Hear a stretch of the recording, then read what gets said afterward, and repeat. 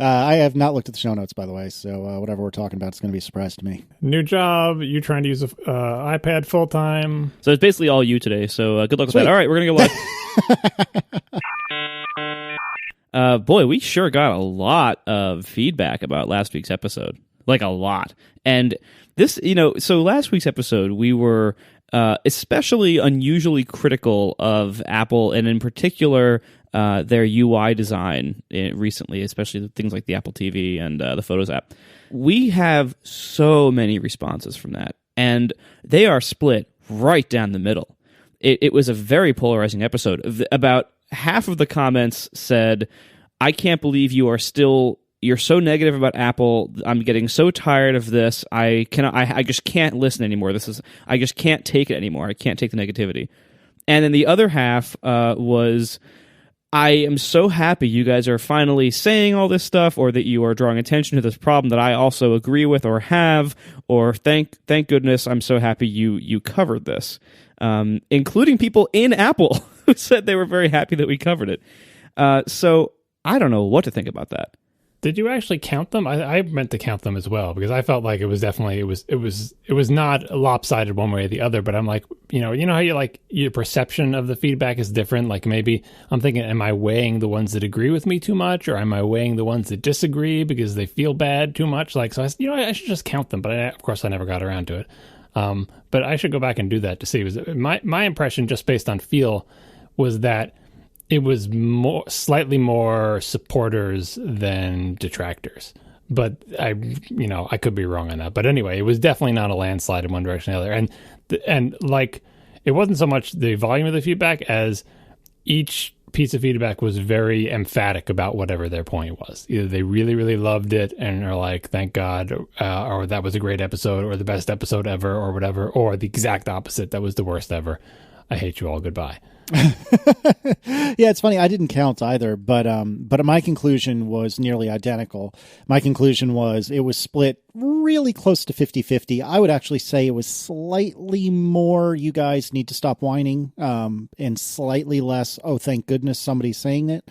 But it was near as makes no difference to 50-50. And I was, I don't know, it was a little bit sad to see so many people upset about it, but by and large, I felt like the feedback was certainly polarizing, like Marco had said. Yeah, I felt better about even the people who didn't like it. I mean, if you don't like it, you don't like it. Like this, everyone's entitled to their opinion, right? But I really felt like, as we've been talking about these various issues related to Apple, that of all the episodes that we've had that have touched on these topics, I thought it was fairly constructive. Like, that it wasn't just complaining for the sake of complaining, that we were trying to figure out, like, what is, describe the problem in detail, just like, not like, I don't like Apple TV, it's bad. Like, we had reasons, right? And then trying to dig in, why are those reasons there? What couldn't they do differently? Like, specific and constructive, right?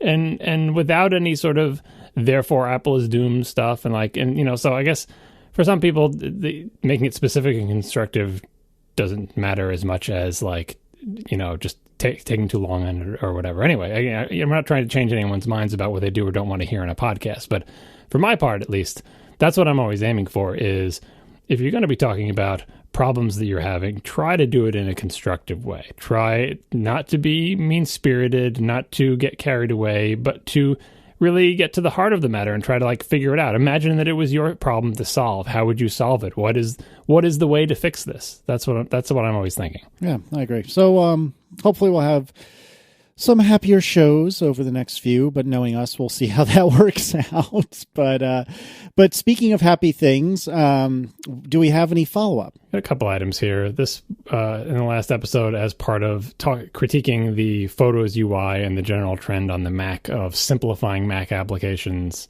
one of the quotes I threw out that I thought was, I still don't remember the designer's name, I thought was the guy, not the Bang & Olufsen guy, maybe Dieter Ram, maybe him? That's who I think you thought it was. Yeah, I thought it was some designer, and many people pointed out to me after the show that the quote I was quoting about as simple as possible, but no simpler, was not a designer. Apparently, it's attributed to Albert Einstein, and looked this up on Wikipedia, or not Wikipedia, WikiQuote, sorry. And the actual quote, as is often in the case, the actual supposed quote that led to the thing I was quoting is much more complicated and much more Albert Einsteinian, I guess. Here it is. It can scarcely be denied that the supreme goal of all theory is to make the irreducible basic elements as simple and as few as possible without having to surrender the adequate representation of a single datum of experience. That does not roll off the tongue like as simple as possible and no simpler, right? This is from On the Method of Theoretical Physics, the Herbert Spencer lecture delivered at Oxford, June 10th, 1933. All right, so that is a real thing that he said that was recorded. That sounds a lot, if you simplify the sentence, it is much like what I said. And the quoteinvestigator.com story talks about how the quote attributed to Einstein may have arisen from that. And the variant is everything should be made as simple as possible, but no simpler, and so on and so forth. So we'll put all these links in, like all these kind of quotes that you've heard attributed to a particular person. It's hard to know where they actually came from, but the sentiment rings true with enough people that this quote and this idea survives, despite its cloudy origins. All right. So tell me about photos, crop, and aspect behavior theories. Yeah, so a lot of my complaints were focusing on the Photos application, which I use a lot and which I still do like, but the frustrations with the Apple product design with using Photos as an example. And one of my major complaints was about dealing with the cropping photos and constraining their aspect ratio and stuff. And a couple people had some suggestions to make that easier inside the application. One of them is the keyboard shortcut, which if you hold down the Shift key, you can constrain the proportion to the original proportions. The tricky bit with that is you have to hold down the Shift key before you begin the drag, unlike a lot of other operations in like graphics applications or that you may be familiar with, where you start, say, dragging a selection outline in Photoshop, and then if you hit the various modifiers to constrain it, you can switch those modifiers in the middle of the drag. With this, you have to be holding down Shift before you begin the drag. If you begin the drag, then nothing you do with Shift makes any difference. So that's convenient to know. And there was a theory that nobody offered in the feedback that I totally expected to get, and literally nobody sent. A lot of people sent like various keyboard shortcuts, but nobody sent this idea. And it is a reason to try to explain why Photos, every time you go to edit an image and hit the crop thing, you have to hit the aspect menu and select original, even though it's what I want every single time. And, setting aside the keyboard shortcuts or whatever, why does it not remember that every time I go to crop, I want the aspect to be the original?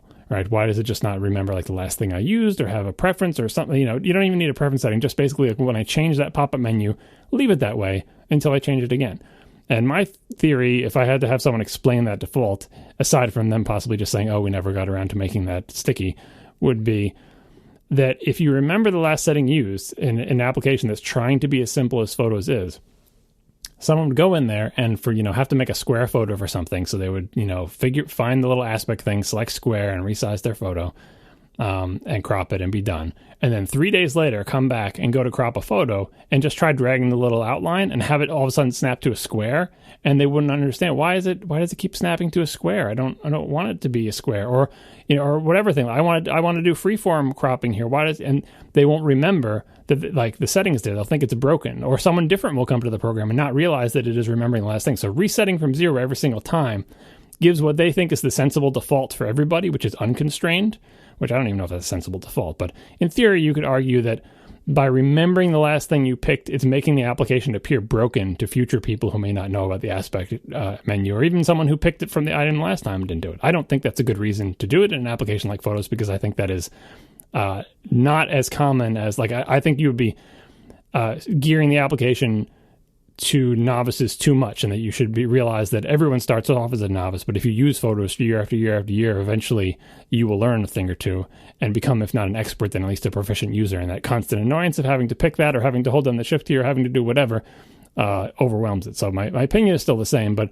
if I had to make the counter argument against my opinion or try to explain the behavior of Photos as it exists, that's one explanation. And the other explanation a lot of people gave, which I think is not an explanation at all, and I think is obvious, but we should have pointed out in the past show, is that part of the simplification of these various Mac applications is to make them look and work more like their iOS counterparts. iOS counterparts obviously have to be more simple necessarily because they have to work on a phone screen in many cases. So obviously you can't have giant toolbars of buttons. You just don't have room for anything. You have to simplify, right?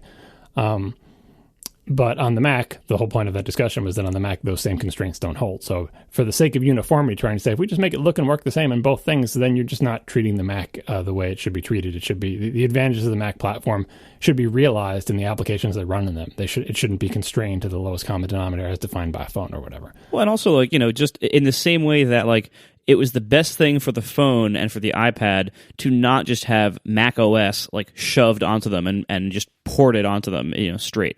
In that same way, having iOS things just shoved straight onto the Mac is not appropriate for the Mac. And we can look at the last, 5 years of OS X releases, like basically since Lion, as they have attempted to shove iOS things onto the Mac. And most of the time, it really flops, or it's just bad, or at best mediocre.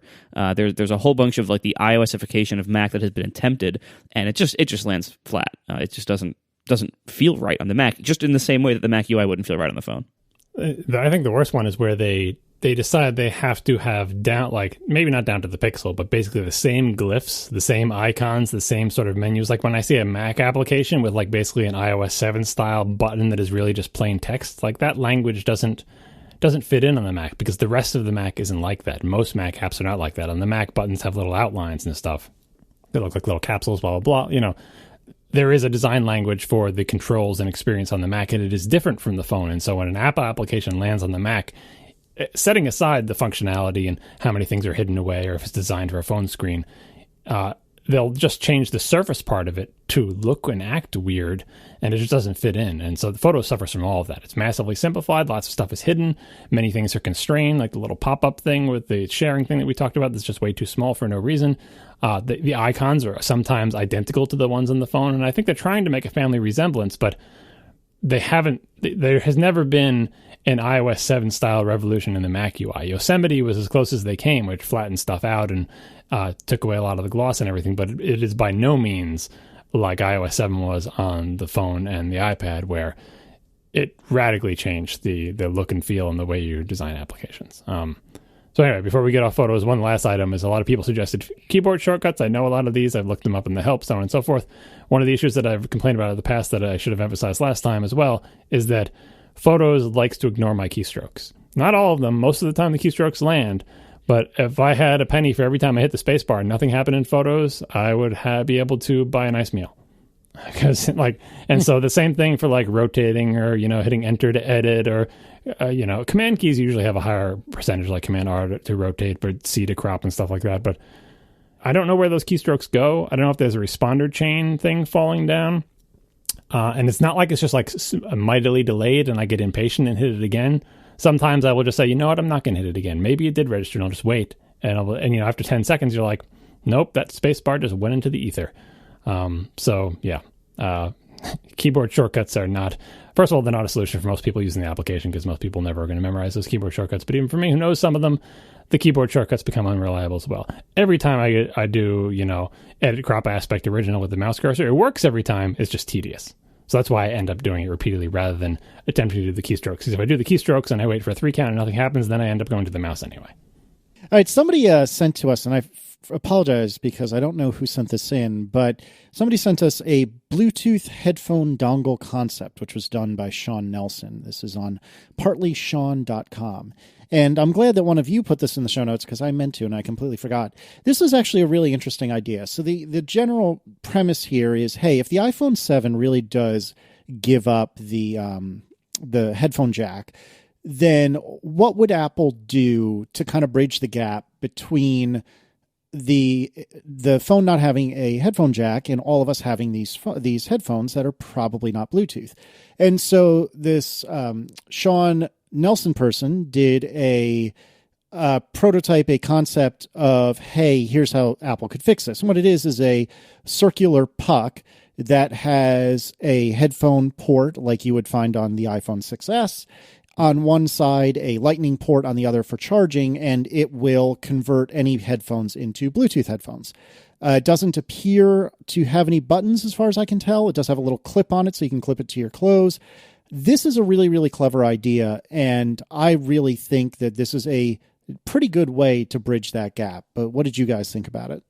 So it's interesting that it takes the approach of putting it on the phone end of the cable, and basically you plug your headphones into this, and they still have their full cable. As we discussed, as I brought up a couple weeks ago, you can't really put it on the headphone end of the cable because there really is no standard size or shape cable that would fit a large number of headphones that would go on that end because they all have just these different shaped plastic surrounds and everything. So anyway. It is smart to put it on that end of the cable. I will also say that these devices already exist. You can go on Amazon and you can get things like this. Not that would be small and attractive and would have Apple logos on it, or would charge by Lightning. Those would all be new here. But you can get these things already. You can go on Amazon and get them for probably like $30. You can get devices that adapt any end of any audio setup to and from Bluetooth. They're very common, and some of them even work. So it's not. We can try this today. We can see already what this is like today, as long as we don't need it charged by Lightning. It is a good idea for the most part. However, first of all, having a cable that dangles into your clothing but then doesn't plug into your phone, like it kind of seems like, I don't know, is it really worth having that cable? It seems kind of clunky, but I don't know. I mean, I suppose it's better than having to buy all new headphones, but I don't know. It seems like a lot of complexity to solve this problem. Like if you're going to have a wire that goes down into your clothing and comes out of your headphones, why not just have a wired adapter that can then plug directly into the alleged Lightning port that is headphone compatible of the alleged new headphone jackless iPhone 7? Yeah, you covered all the points I was going to make, which is that these things exist already, and that it's weird to have a wire. Where do you put the wire? Like, especially if you have your phone in your pocket, and then this wire with a dongle is also in your pocket. They're like, right, you have this wire to nothing. Right, you have to put it somewhere. You're not like you're going to have it hanging from your ear, swinging back and forth as you walk. So you'll probably stick it in a pocket. But the reason I can think of why Apple might find this solution attractive is that the wired adapter we keep thinking of. One way is that if the passive Lightning to headphone adapter that we've been surmising might be possible is not possible, then this is probably better than trying to make an adapter with a chip in it, like try to make an active adapter. It's more Apple-like than trying to make an active adapter, probably. But even if the passive thing does work, the passive thing, I don't know if you can sell the passive thing for $30. Maybe Apple can. But the point is, Apple can sell this for more money. That this little battery Bluetooth container thing, it's what Apple is good at, making very small, simple things that don't really have like an on-off switch or any complicated, but inside are very, very precise, and it uses all of their expertise in terms of making very small chips and batteries and all that good stuff, and they can sell it to you for more money. And it does seem like a little bit more elegant solution, because then your phone could be in one pocket and this can be in the other, and they're not connected to each other. I can see them selling it as a more advanced version of a wired adapter. And this design looks neat. Like every time you see like a prototype of it, it looks like the little watch adapter, basically like a little circular thing with an Apple logo on it. Although I don't think they would put a giant Apple logo like that on it, but who knows? It looks like an Apple product, looks like an Apple product they could sell. And as ridiculous as it may be, especially if they like put a clip on the back of it, like this guy's got a clip to his pants waistband or something. That is not a good look. Well, I don't know. I think is it any worse than clipping an iPod Shuffle on? Anyway, yes. It looks plausible to me as an Apple product, and I think they can sell it for more money. So, especially if they can't do a passive adapter, I think this is a reasonable option that Apple might want to consider. And as you pointed out, if Apple doesn't do it, there's a million third-party ones that are already making it. They're going to be excited by an iPhone with no headphone jack to say, now we have a new audience to advertise to. Hey, just get one of those new phones, buy our little square dongle that we've been selling for 5 years. Yet another thing you got to charge and spend $30 on. No, it charges through Lightning. Yeah, I don't know. It seems like this is too clunky of a solution. Like I feel like Apple's solutions are going to be either buy new headphones or use this passive wire adapter. And you're sure that the passive wire adapter is going to be possible? No, I mean, but if that rumor site was true that they were going to have this, I mean, it's already possible today if you put some smarts in the adapter. You can do it on today's Lightning ports with some circuitry and some smarts there. So we already know such a thing is possible. It would just be better if it could be passive and if the phone could sense it through a new revision of the port. Yeah, I agree, but I'm not sure. I'm not sure how Apple would prioritize that. Like, is it really important to make sure we can have passive adapters, or are you just going to say, just deal with it and get new headphones? Everybody get new headphones. In 3 years, you won't care anymore. Yeah, so when we go in Tailgate, which we've spoken about on the show in the past, I have a TDK boombox, which is actually the model for this speaker thing, and it doesn't have any Bluetooth support on it. And so years ago, I got this absolutely terrible, like $13 AGP Tech Bluetooth adapter. I'll put a link in the show notes, even though I don't think it's available anymore. It is a total piece of crap, but it works perfectly. And so like the build quality is terrible. It's very chintzy looking. So think of like a USB key that has a headphone jack on the outside of it and plugs in via USB on the other side. So what I do is I plug this into a USB port that is on this speaker, on this TDK boombox, and this receives Bluetooth. And then I plug this little headphone cable from this Bluetooth to RCA converter, basically. So the headphone cable goes from there to the boombox, and suddenly this boombox that has no Bluetooth support has Bluetooth support. So this is the other direction than what we're talking about. But to your point earlier, Marco, you can go either way with this. And it was $13, and I mean, it is a piece of crap, but it's been working perfectly for 3 years. So I guess, is it really that crappy after all? But yeah, it works well. And so you'd be surprised what you can do for not a lot of money. It's like, those invisible fences for your pets, only this is invisible wire. Someone in the chat room was asking, like we were saying, what's the point of having a little wire with a dongle that you stick in your pocket or clip on your pants that's like 3 inches away from where your phone is? Like, there are still some advantages for that absurd scenario. Mostly is that, like, when you want to take out your phone and do something, there's not a wire attached to it. And, I mean, I guess probably people are, who are used to listening on wired headphones are good at taking out their phone to send a quick text or see something or whatever without wrangling the wire. But it is, I keep thinking of it as a luxurious feature. Like the fact that the two aren't connected anymore, that they are now connected with an invisible wire, even though there's a stupid real wire still in play, because again, you're using your old headphones and they don't support this new phone.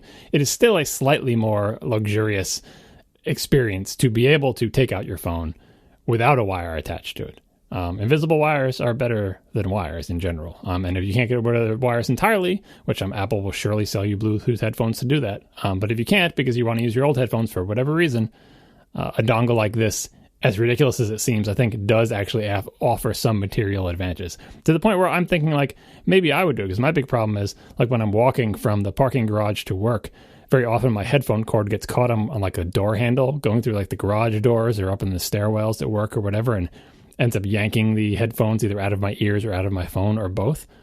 I would like it if I could. I mean, obviously my solution is just use Bluetooth headphones, right? Yeah, just use Bluetooth headphones. Yeah, I use earbuds. I don't want to look like Uhura with the big thing coming out of my ear with the... Anyway. They have smaller things. Look, get the Sennheiser MM400X. It is really basic. It's like something like $150. Is it earbuds? It's not earbuds. No, it's the ones. It's the new version I use for any kind of walking and often even travel purposes. I bring the predecessor to it, which is the Sennheiser PX210 BT, which is long since discontinued. But the MM400X is seemingly the exact same thing, but with a microphone added, so you can make phone calls on it. And these sound like complete garbage for music purposes, but for podcasts they're great because they have actual hardware buttons on the side. So they're small, they fold up, they can fit in any large jacket pocket and any bag very, very easily. Not a pants pocket; they're too big for that. But otherwise they're great. Battery life is great. They charge via micro USB. You can get new batteries for them if you want to, like separate batteries, and they have these amazingly useful buttons, actual buttons, like not just like a capacitive touchpad, which is infuriating, not some little tiny switches. You can operate them with gloves on in the winter because the buttons are nice and big and they make sense where they are. I listen to these exclusively when I'm walking with my iPhone because I'm always listening to podcasts, so the sound quality doesn't matter. And they are so much better than anything else I've ever tried for portable podcast listening. I like my earbuds with my little clicker on the wire. That's another thing. Where would the clicker go if I didn't have a wire? It goes to the ear cup. I like the clicker down where it is. Anyway, whole point is I think I would actually find this thing vaguely useful if it existed. So much so that maybe I should just buy one of those ones that's already on Amazon and give it a try. But Maybe I'll just hold out to see if Apple. Yeah, there's one for $20. If Apple will have Bluetooth earbuds, and maybe that will solve my problems. If you'd like to not spend $200 on a set of Bluetooth headphones, my beloved Arctic P311s that I've had for like 4 years are still going strong. I use them for music. I use them for podcasts. They will not make Marco happy. I'm sure from an audiophile's perspective, they are terrible. But if you don't have hyper intense requirements, if you're not Marco Arment, they're like $30, and mine have been going strong for years. Now that I think about it, Bluetooth earbuds wouldn't help me because, again, where would the clicker be? I really gotten used to it. I think the iPod Shuffle killed me in that. But the iPod Shuffle, your ear cup. No, the iPod Shuffle didn't. There's no ear cup in earbuds, obviously. Yeah, use mine with the buttons are right there. It's easier and more reliable than using the clicker. Headphones, it's too much. I can't pull that off. It's too much to have big giant headphones on. Not as big as you think. Try the P311s. Like they also have the buttons, and right. they're only $30. Just saying. Anyway, point is, this concept I think is not entirely ridiculous. That's great. And if Apple doesn't make one, maybe I'll buy one and give it a try. We should talk about bagels. Squarespace, we are sponsored this week by Squarespace. Start building your website today at squarespace.com. Enter offer code ATP at checkout to get 10% off. Squarespace, build it beautiful. Squarespace lets you make professionally designed sites regardless of skill level, no coding required, with intuitive, easy-to-use tools. What you see is what you get. Editing, everything makes total sense. You just edit right there in the page as you're looking at it, and everything shows up, previews everything live right there as you edit it. You can change colors and fonts and blocks and layouts and everything, all with a simple, easy-to-use interface. Although if you want to get down into the code and everything, you can do that too. They have both injectable CSS and JavaScript, as well as a whole developer platform if you want to go really deep into it. You can even get a free domain name if you sign up for a whole year up front. This is really a very powerful platform they have over there at Squarespace. Tons of people trust it. Millions of customers, including some of the biggest brands in the world, trust it with their website hosting because they host everything for you. They support everything for you. They manage everything. You don't have to manage some installation of a CMS on your own servers or anything like that. They manage it all for you. They have great support if you need it. There's people answering email all the time from all these different locations around the world. They have amazing support if you need it. All this is available right now today at squarespace.com. And if you go there today, make sure to use the offer code ATP to get 10% off your first purchase. Squarespace, build it beautiful. So I've had a big week so far. Yeah, so tell us about this. What exactly happened in your own words, Casey? Describe for the audience what happened. So this past Monday, I started a new job. I took last week almost entirely off. I had a week of self-directed fun employment. I went into my old job on Monday for a few hours, spent the remainder of last week just kind of relaxing and taking a break. And then on Monday, I started a new job as an iOS developer, which is completely scary and completely awesome. To recap, in case you weren't familiar with my professional exploits, I had been working at a consulting firm doing .NET stuff for between 3.5 years and 4 years. And I did like it, but my heart wasn't really in .NET anymore. I really do love C#. Hand on heart, I love C#. I think C# is great. I really do love Visual Studio. I think Visual Studio is great. But everything around that, I just couldn't care less. Like, it just didn't do anything for me. And when I was hired at this job, I was told, hey, you're going to be our iOS guy. And I was the iOS guy, which was good. But the problem was we only ever landed one bit of iOS work. And as when it's a consulting firm, you don't typically have the luxury of working on what you want to work on. You work on what you're told to work on. And that means a client will tell the company, we will give you money to work on this thing. And then the company tells the consultants, my company tells us, okay, it's time to work on this thing. And it just so happened that the only time I ever did an iOS app was several years ago, and I did an iPad app, and it was for all the wrong reasons. An executive decided, we should be in the App Store, even though we don't really have anything useful to offer. And so we built an app to put in the App Store. Anyway, so I hadn't been unhappy necessarily, but I hadn't been terribly happy. And I just was trying to figure out, what do I do? And it's hard, especially when you're a consultant, but it's hard in general. I mean, I kind of know how to write code for iOS. I know Objective-C reasonably well for someone who doesn't do it professionally. I sort of kind of know Swift. And so it's a hard thing to sell any employer on teaching you how to do this stuff on the job, unless the employer is for some reason incentivized for you to learn this on the job. So for example, if my consulting firm had gotten a contract to do iOS work, then suddenly my employer, the consultancy, will be hugely incentivized for me to learn on the job. But it's pretty hard for them to sell me as a supposed expert when I'm not really an expert. And typically when you're going to a consulting firm, you're looking for experts. So it was clear to me that it wasn't really going to work out. If I really, really, really wanted to pivot to iOS, it wasn't going to work at the consulting firm. And so a friend of mine, a mutual friend between Marco and I, a friend named Jamie, he had just gone to a local company here in town that their bread and butter is not iOS, but they have their own iOS app that is part of their product offering. And he had been saying, hey, you should come join me. You should come join me. You should come join me. And finally I was like, you know what? I should come join you. And so I interviewed and I got the job. I was very plain about what I do and do not know about iOS. But what's great about my new gig is they recognized, hey, you seem like you're a pretty darn good engineer. One of our engineers is saying you're a pretty good engineer. Sorry, Dr. Drang. And so we have faith that whatever you don't know, you can pick up. So let's do this. And I started this past Monday, and I haven't really gotten into too much code yet, but so far so good.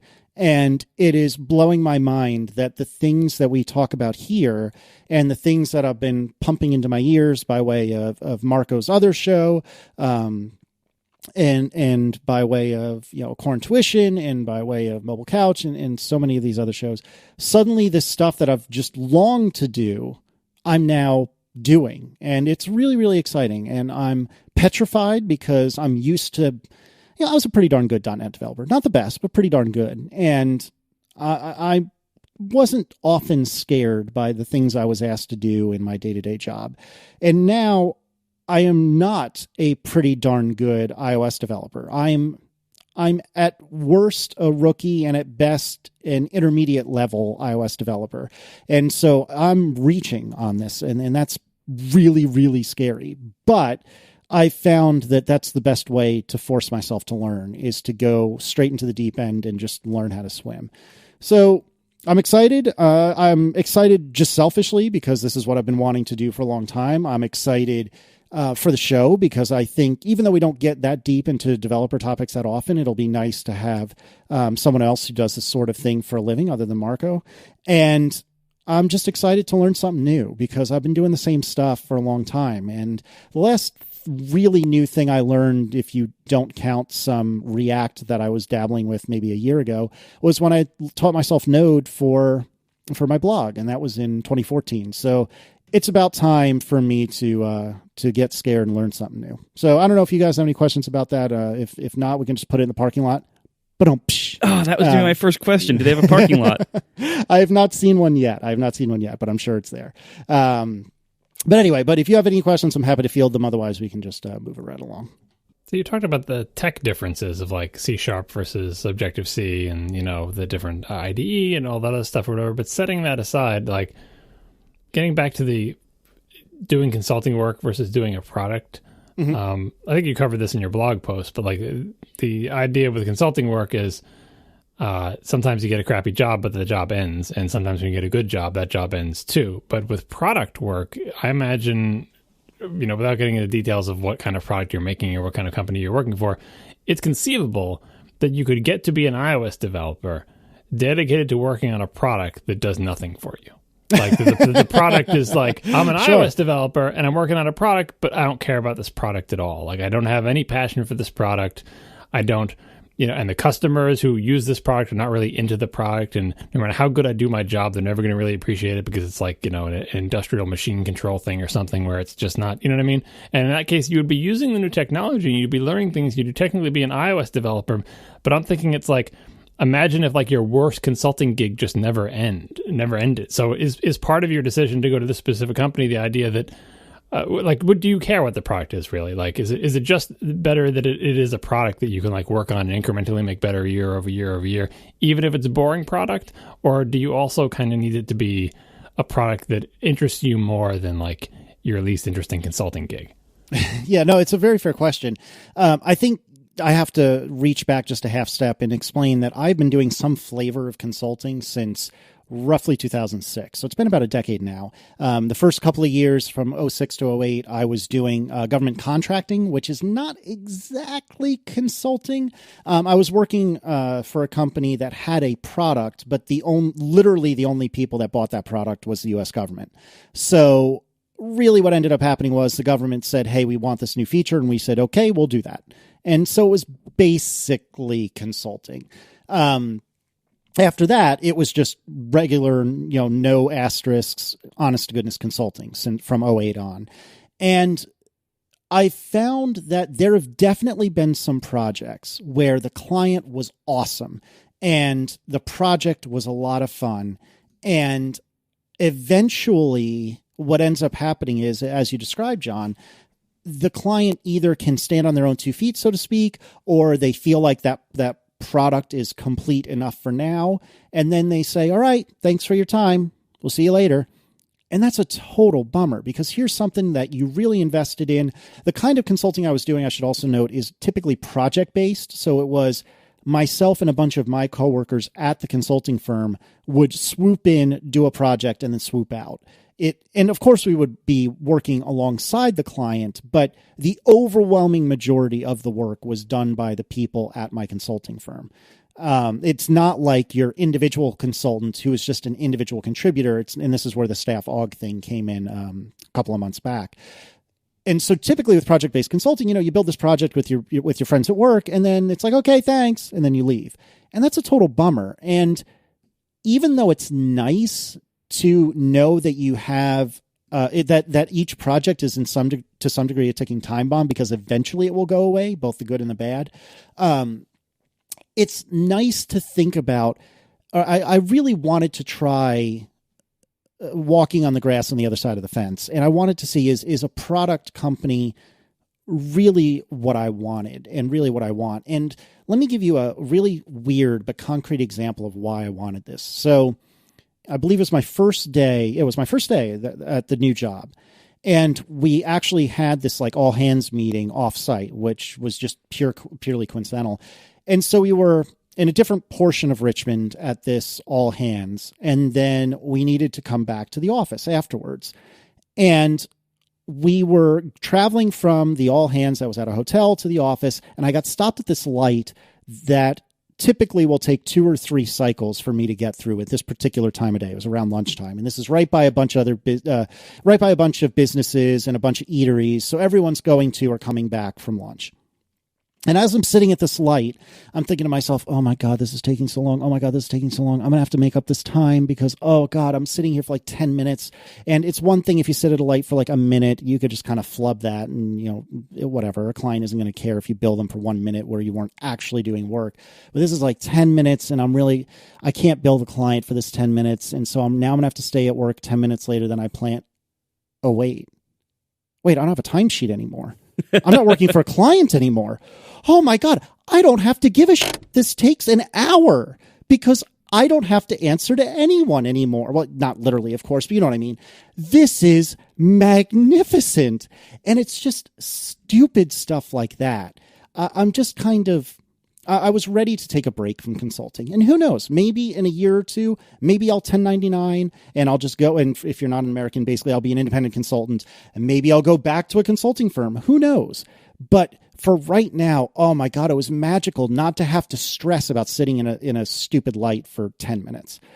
And to come back around to John's question a little more concretely, I'm really, really amped to work on a product, period. But I agree with you, John, that if the product was some like industrial control system, it was not likely to keep my attention very long. Now, with that said, I don't intend to share what my employer is or who my employer is, nor what I'm working on. I don't know. It's just I'd prefer to keep that world separate. But I will say that the particular thing that I'm working on, although it is not for me, it is for a general audience. And depending on what lens you use to look at it, I genuinely think it's helping people. And I think that's pretty cool, being able to help people and make a difference in people's lives. A small difference, but a difference nonetheless. And so because of that, and granted, I'm still in the honeymoon period, but I'm very hopeful that I'm really, really going to enjoy working on this. And additionally, the particular company I'm working for and the particular iOS app that I'll be working on, it isn't great. It's okay, but it isn't great. But the important thing is the company knows that it isn't great and they're looking to fix it. And so I'm getting in kind of on the ground floor and being able to influence some of those changes insofar as I can help make architectural decisions, not as much like, we should use CocoaPods versus, what's the other one? I'm drawing a blank. Doesn't matter. Who cares? It does. Yeah. CocoaPods versus Carthage, I believe it is. I'm going to be in charge of all the most boring decisions on the software project. Right. Yeah, exactly. Well, exactly. This is going to be our file naming convention. Woo! But you know what I mean? Like, architectural decisions, I can work with my friend Jamie, who is pretty much the lead architect. I can work with him and we have a good rapport because we worked together in the past and say, hey, I really like this. We should go that direction. Or, this just doesn't feel right. And in some ways, being a little bit ignorant as to how iOS development works is kind of an advantage for these sorts of discussions because I don't have that background knowledge to influence or perhaps taint what I think about these decisions. And so I'm really, really amped to work on something for a long time, which is not what I've been doing for the last nearly decade. Does that answer your question or did I completely flub that? Yeah, I think you're right. I hadn't even thought about the whole timesheet thing because it shows how much consulting I've done. None. But yeah, that's got to be a big upgrade in lifestyle. I'm familiar. I've done product work in some fashion or another for my entire career, and for the most part, it is better. Even I could say, even working on a product that you're not actually interested in, the aforementioned and off-maligned industrial control software, that can be interesting too. Like everything can be interesting. I think that the dark side of product work is like both the best and the worst thing that could ever happen to a product you're working on is it could become very popular and very important to the company and a huge moneymaker. You're like, isn't that all upside? No, because that means the product will live for a long time and will have a lot of customers, and any change to it is consequential. And if you work there for 5 years, you will, if you come 5 years after that happened, you will be inheriting a giant, possibly disgusting looking code base that nevertheless has to be treated as the golden, child and can't be messed with. And if you were there from the beginning, you will have created 5 years worth of painting yourself into a corner and making dumb decisions that you come to regret. And now have this giant, Jenga style tower that's teetering, but nevertheless the entire company is built on, and you are both responsible for having made it this way. Back when you were younger and less experienced, past you was always the worst enemy of every programmer. And you don't have the option to say, well, unless you go change a different company, I want to do a different project now. Let's go to a different product. It's like, no, this product is the company. But that is both the joys and the sorrows of product work. But you are far from that now, especially if they have an app now and they know it's bad. So you're kind of getting to go in there and clean up. Just try to keep 5 years from now, Casey, in mind when you're doing your work if you can. Yeah, that's the idea. And we're like I said, we're re-architecting everything, and we're trying to make intelligent decisions as to how to do this so that it's sustainable, so that it's testable, which I know is Marco's favorite thing, unit testing. I love unit testing. I test all over my everything. Yeah, totally. Coverage all of my builders. Oh God, just stop. But anyway, someday he's going to get testing religion. It's going to be awesome. He's going to be like, you know what? Testing is actually a useful way to do so. Like, I don't know when it's going to happen, but it could happen conceivably. Oh, I would love if I already had testing. No, as a way to do development, like rather than like you write lines of code and you want to see if those lines of code do the thing you wanted them to do, like. Not entirely test-driven development, just getting enough of it into it, you go, it doesn't matter if no one else. Like, it doesn't even matter. It's just, this is the way I write code from now on. It is, I think everyone can benefit from testing, and I feel like you will turn that corner eventually. They're just waiting for it to happen. Given infinite time, everyone could benefit from testing. Oh, here we go. No, you'll just be dead. That's what happens with that. But it's conceivable, I could say, that it could happen. Yeah. I think testing is a great idea that I don't do. Yeah, I think that's probably a fair summary. Anything else on the new job? Any other questions? Or yes, the other thing that you should point out, because there was confusion about it, and I wanted to bring it up as another point, is that a lot of people think like, hey, I left my job, or I had to work in this big corporation like a Dilbert or whatever, and now I'm going indie. but you're not. You No. don't quite know what indie means, but Marco knows what indies means because he's basically been that for a very long time now. But Indie just means like you kind of stop working. Well, it depends. It's kind of like indie rock. It's kind of like it's a synonym for retired. Indie rock or independent movies. Like that term, especially independent movies, like started to warp as like small independent movies would nevertheless be bankrolled by big studios. I don't know, But anyway, the definition of indie for software is basically that you write software for a company that you own. It's been muddied a little bit by the fact that if all your paychecks come with a signature that says Apple Incorporated at the bottom of it, are you really indie? You're still kind of indie. The definition, we still say, yeah, even if every one of your paychecks is signed by Apple, you're still indie because you get to decide everything about the product. You own the product. You just are sort of outsourcing your distribution and your entire relationship with your customer and many other things to Apple, but you're still indie. But the bottom line is that, and also what comes with it is like you run the show, you make the decisions, and you're not running a 100-person company. Like, are the heads of the Omni Group indie? No, not really. They've got a company. They've got a Mac software company, an iOS software company that a lot of people work for. Can you be indie with 2 people? Probably. 2 or 3, maybe you're pushing it. But the idea is that essentially you are your own boss or something very close to it. And so in that case, if you worked on a product for a long time and you kind of got sick of it, even if it was selling well, because you're indie, you could say, I'm going to do something else now. As long as the next thing you do also sells well, and as long as you have some sort of transition plan for supporting the other one, or maybe you sell it to somebody like Marco loves to do, that's fine. You can do that. Whereas if you were in a company, especially if you're in like a public company with shareholders and everything is scaled up and people care a lot, you can be like, well, I want to try a different product now. This one is perfectly fine and it's profitable, but I'm kind of bored of it. That doesn't happen in that world. So this is something that the Gruber called in an article a long time ago, the life, capital T, capital L. I think it was in reference to Brent Simmons stopping NetNewsWire development. Probably sort of in the post-internet age, sort of in the time when Apple was on an upswing, there was a resurgence in the old idea. The idea does exist for a long time, but there was a resurgence and a popularization of the idea, thanks to the internet and blogs, that if you were a computer programmer who liked Apple stuff, you could make a pretty good living for yourself by writing programs that other people who use Apple stuff would buy from you. And they would give you money and you would give them software. And if you can get enough of them to do that through the magic of software, like, it's not any harder work for you to sell an application to 100 people versus 1,000 versus potentially 1,000,000, because bits are bits and you copy them and you don't have to manufacture them and there's no incremental cost. And, all the wonderful things about software, that you can do a certain amount of work, and the amount of work that you have to do does not scale with the number of customers. You do the work, and then if 10 people buy it, you did the same amount of work as if 20 or 30 or 100. And so people can make really good livings selling software. They were their own boss. They got to do something that they wanted to do. They got immense satisfaction out of it.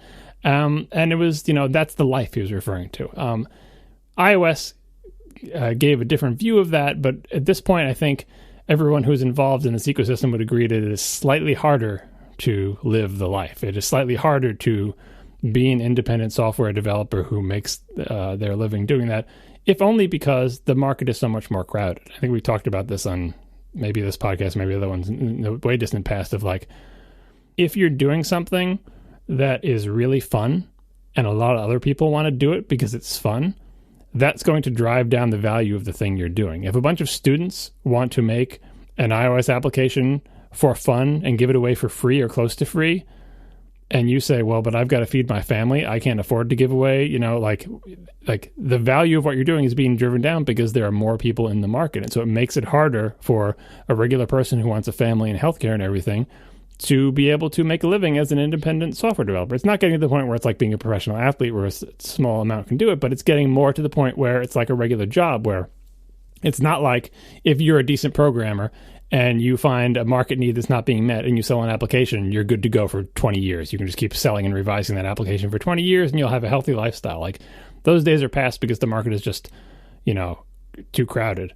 But my question for Casey about his new job is, maybe you didn't think about that now because you're like, I don't know enough about iOS development. But my question is, does that still appeal to you as sort of the real polar opposite, grass is greener on the other side of the fence, from the consulting world where You have to go where they tell you. You have to track your hours. Your, different clients are your masters at various times. And on the far opposite side is Marco's life, where you call the shots, you decide what you're going to make, and you build it your way on your schedule and your time, and find a way to make that a viable living. Does that still appeal to you? I try to find a way to make it a viable living. It doesn't always work. So like, I make things my way, I call the shots, but then the market decides whether to pay me or not. Yeah, but like you have, for the most part, you've been successful doing that. Like I said, it's not an easy thing to do. Like, it's not like you can, how many people do you know who are still living the indie life? But my question for Casey is, does that... I'm not even sure I am anymore, but that's fine. You're doing okay. I know what you mean, but I think App Store economics are such that it is very, very hard to do that anymore. And I think the number of people doing that is probably shrinking for sure, but I'm not like, Overcast is not making as much as Instapaper did. And the trend lines for these things are generally downward. I mean, Overcast is making, the Overcast numbers are going up very slowly now with patronage, but it's still making less than what it did before the patronage model, which that was less than what Instapaper made. So, overall, this whole market is getting harder. Yeah, I think, John, I understand what you're driving at, and there's a couple of things to unpack here. First of all, it was easy for me to tell who did and did not read my entire blog post, because those who did read the blog post, it was abundantly obvious that I am still working for the man. It's just a different man, figuratively speaking, of course. But those who didn't read the blog post, or perhaps only read above the fold, were like, "Oh, you went indie. Congratulations." So that was kind of funny. But to directly answer your question, I certainly have thought quite a bit about going completely independent. And to me, that means one of two things. It either means what you described, John, and what Marco is trying to and or succeeding at doing. I'll let you be the judge of that. Or it means I am consulting, but not as part of a consulting firm, but instead as an independent consultant. And this is, if you're in the United States, often referred to as 1099ing. There's many other ways you can refer to it. But that means as a single person, I am going and helping with something. And I am my own boss. I am my own salesperson. I am my own employee. I am everything soup to nuts. And so what may happen, if I were to make a guess, I think one of a couple things will happen. Either I'll stay at my current job for quite a long time, or I will be here for a while until I really get to know iOS, and then maybe I'll try to split my time between a handful of clients, and those clients might be, say, Marco and underscore, or maybe somebody else entirely. Or maybe I'll come up with that brilliant idea to make that impossibly great update to fast text, or, whatever comes after fast text. But I don't think today I'm in a position that I would be comfortable being completely independent. As much as I think it would be fun, and as much as I'd love to try it, I don't think I'm comfortable doing it today. I'm the only breadwinner for the family, and granted, I'm diversified a bit insofar as I have podcast income as well as regular income. I really want to continue to have health insurance that my employer helps me pay for. And the thing that I really want to do, like I said earlier, I kind of know how to do, but I don't really know how to do. And the best way to learn how to really do it is to just freaking do it. And it's much easier, as I discussed earlier, to be a part of a product company who knows what they're getting into when they hired you and knows what you are or are not capable of. It's easier to learn on that job than it is to try to position yourself as a expert consultant, but not really be an expert in it. So for now, I'm really happy with the move. Again, I'm in the honeymoon period. There's certainly bad parts to this company, like there are any company, but so far all the bad parts seem super manageable and all the good parts seem awesome. So I'm really enthusiastic. Are you talking about considering, the whole 1099 independent consulting only because it is a thing that, I'm assuming you're talking about C# type consulting, or am I? No. I meant, well, I mean, it could be C#, but I'm saying, like, if you were to do it now, it would be very difficult for you to be an iOS consultant because Correct. you don't have a lot of relevant experience, but you could consult on the same exact stuff that you were doing at the previous company. And to me, that's like the worst of both worlds, where you have to be a consultant, you have to work in a tech that maybe you don't like or is not as interesting to you as iOS, and you have to do everything yourself. And it's like all the downsides of being independent with none of the upsides of getting to decide what you want to make. You know what I mean? Yep. Oh, I completely agree with you. And plus, I don't think I'm a very, very good salesperson. So I don't think I would be good at, like, pounding the pavement or whatever turn of phrase you want to use and trying to drum up work for myself. I mean, I feel like, I could shill for myself on the podcast and be like, hey guys, if you want a C# person, just let me know. But I'd rather not do that. And it's not those sorts of things that you just described are not things that I'm interested in and not things that I think I'm good at. And just like you said, the things that I'm good at, like C# and that sort of thing, I don't necessarily want to keep doing. So you're exactly right. To go completely independent today, I would probably be backed into the corner of doing all the things I don't really want to do. And so I'd much rather have the steady and reliable paycheck and the help on health insurance that comes from working for, quote unquote, the man. And then we'll reevaluate in a couple of years and see where things stand then. But like you, I think I can speak for you, John. I am extremely risk adverse. Is that the word? Averse? Averse. I always get it wrong. Sorry. I'm extremely risk averse, and I'd rather have some of that risk consumed by my employer than have to shoulder it myself. Now, yes, this is where all of the internet and perhaps Marco is saying, well, your employer could fire you at any second. They could fold tomorrow. You never really, really know. And yes, that's true. But the way I perceive it, better, worse, or indifferent, is that this is less risky than going completely independent today. You're at least outsourcing many of the jobs, like you're outsourcing many of the risks and much of the work by working for somebody else. And I wouldn't say, you're totally right in predicting what I would say, that, any job you could lose at any moment. You just kind of lose control when you're working for somebody else. But the fact is, if you go to work for an already established company that it already has multiple employees and like your salary is not where 100% of their budget is going, then certainly it makes it less likely that they would fail on the market in a way that would affect you or things like that, like compared to just you going on your own and trying to make one app and trying to see that one app succeed, because the company that you're going to work for has already released that one app and it's already doing well enough for them to hire people and to keep paying the bills, hopefully, so certainly you do reduce and outsource some of those risks by working for somebody else. Oh, and additionally, I didn't leave my old job with my middle fingers in the air. I left my old job in such a way that if things fell through with this one, I'm pretty sure I could go back without having to put my tail too far between my legs. And I'm pretty sure every job I've left, I could say the same for. And plus, as time goes on, some of the people I worked with 2 or 3 jobs ago are now at other jobs where I've never worked. And so I could go work with old friends again at the new places they're now working at, which actually, if you think about it, is exactly what happened here. Yeah. Jamie and I worked together a couple of jobs ago. We still kept in touch for a long time. And it ended up that this all came circling back around. I kind of hate myself. We circled back to each other, and now we're working together. Yeah, pay me later all over the parking lot. Yeah, exactly.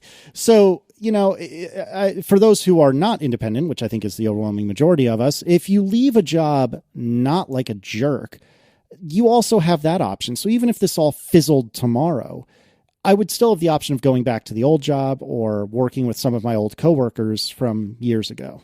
Yeah, there's always new bridges to burn. Exactly. I'm still disappointed that you didn't take us up on the offer to have me, John, and Underscore go into your old job and quit for you. That would have been hysterical, but I don't think that would have been a wise choice. Probably not, but it would have been really fun for us at least. Probably. Yeah, I think you made the right choice for yourself, though. Yes, but it would have been enjoyable, and man, that would have been a really great YouTube video, if nothing else. We are happy to burn anyone's bridges that they need burned. We're happy to do that. Yeah, and that's the thing. I mean, I certainly had a list of grievances that I could have shared with my employer on the way out the door, and I think they knew some of the things that made me unhappy, like the fact that I wasn't doing iOS, and so when I told them I was leaving, they were a little surprised and a little bummed. But when I said I was leaving to do iOS work, they were like, "Oh, okay, yeah, that makes sense." So I feel like, there's no good or in my perspective anyway, no good comes of, hey, I quit. And by the way, let me tell you all the reasons why you guys are a bunch of jerks. There's no good comes to that, because everyone is a jerk in their own way, and I'm a jerk in my own way. And so, we can all be jerks together, and that's okay. Well, plus, suppose you do go back to your old company, say in 2 years. You are now a 2-year experienced iOS developer that they didn't have to pay you for training in the meantime, and now they can charge way more for your time. Yeah, that's actually extremely true. Yeah. So we'll see how it goes. I'm really excited. I'm really scared, but I'm really excited.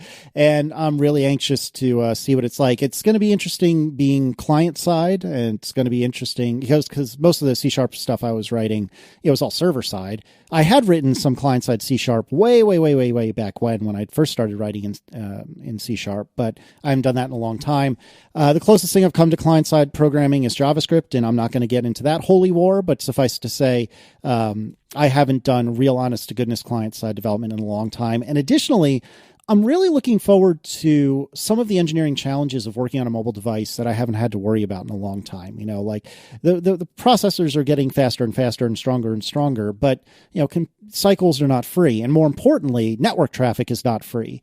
And, even after having been there only a couple days, there's a couple of choices that have been made in the app for understandable reasons that I'm thinking to myself, that probably shouldn't be the way we do things. And I'm not the first one to this conclusion there. It's a known issue, but it's some of those engineering challenges that you don't have to think about that often anymore, even though you probably should, but you don't have to, that I'm really anxious to start worrying about again, even though it's going to be a complete pain in the tuchus. So we'll see.